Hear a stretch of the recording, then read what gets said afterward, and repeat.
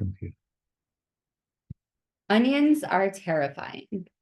Ask anyone to bite into a raw onion, and in all likelihood, they will refuse. We watch as individuals don goggles, run the water, hot, cold, whatever, just to avoid the burning sensation to their eyes. They look crazy. They are crazy. And this is just for prepping the onion. A quick Google or YouTube search yields hundreds of ways to avoid crying while cutting an onion. And yet, we cut onions because we know that once we do this difficult step, it will be worth it. In my childhood, Mrs. Haramati was the tiniest and rawest onion, but she still loomed large in my house. She was the woman who made my older brother sit in the front row as a freshman in high school because although he was smart, he didn't speak a word of Hebrew.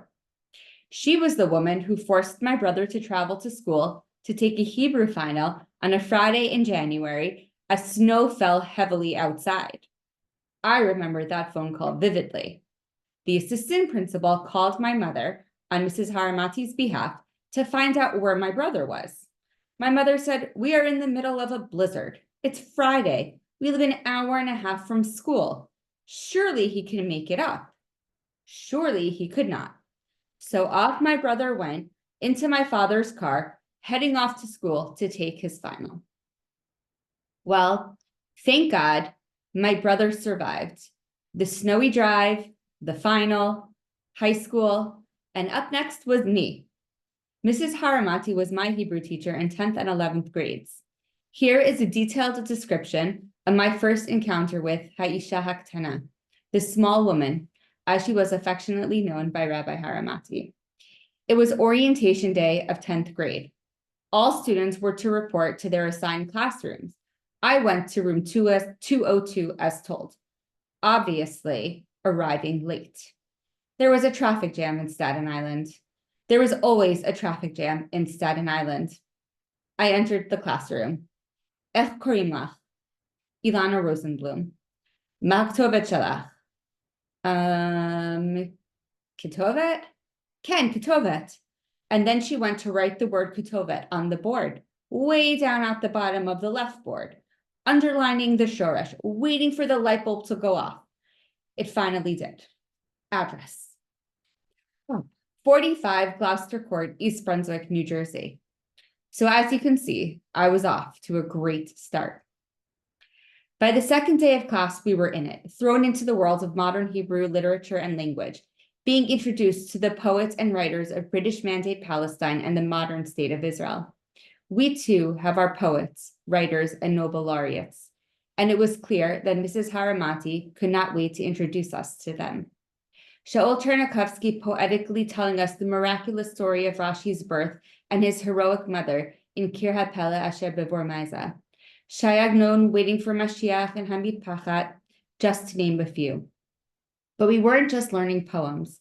We were learning Jewish history through poetry, the suffering and successes of Am Yisrael in exile.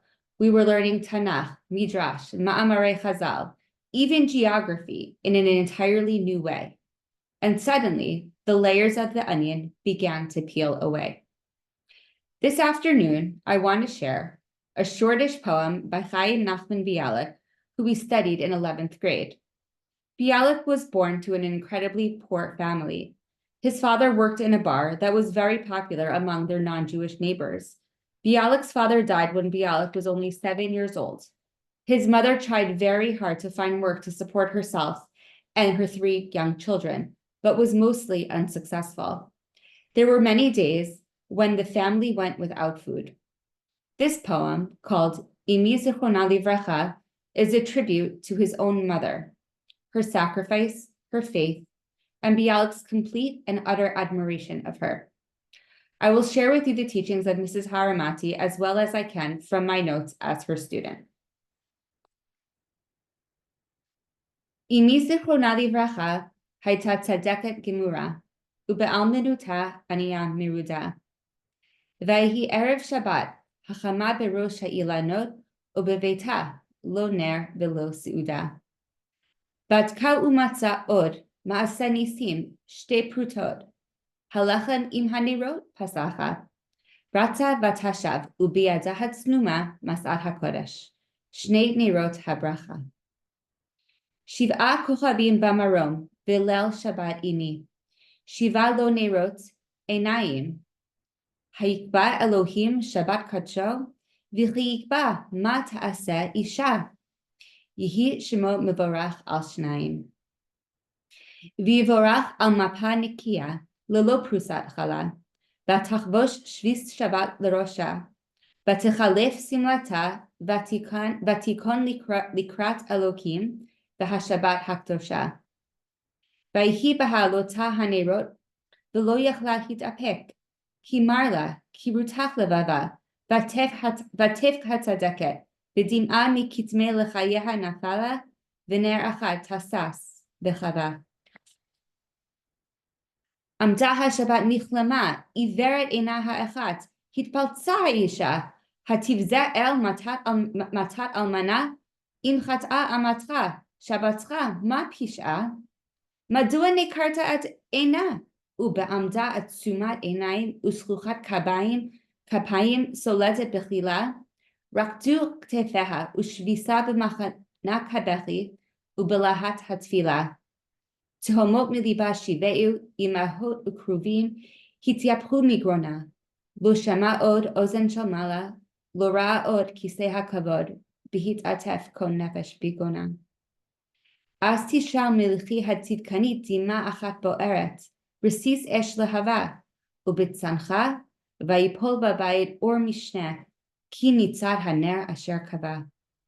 כמעט פקחה עיני עיניה העששות ואירה, אור שבעת הימים שם יהל. כי נשקה השכינה עליהן, תעמוד זכות הצדקת לנו ולכל ישראל. This poem is layered, rich in its symbolism. The mother on the surface appears to be his own, but through the textual allusions is the Kohen Gadol, offering sacrifices to God, preparing the Shulchan, changing her clothing as the Kohen Gadol does on Yom Kippur, meditating before she pleads with God, or as he does before praying on behalf of Am Yisrael. The mother also seems to be Jerusalem, mourning the loss of her people and temple. The angels crying in Shemayim, extinguishing the menorah, are experiencing the destruction of the temple and all of our ensuing sorrows. But by the end of the poem, we are redeemed. The candle is relit. She as a mother and we as a people have experienced Galut and Geula. Going through my notebooks in preparation for this discussion, I was amazed by what I learned and accomplished in my years as her student. Our cultural heritage is rich in scholarship, in suffering, in beauty, in heroism, in hope. There are many layers to our people, and yet Mrs. Haramati showed us how it is all intertwined. It is all part of the same thing, our Jewish experience. In her classroom, I began peeling away at the raw onion I had first imagined as a younger child.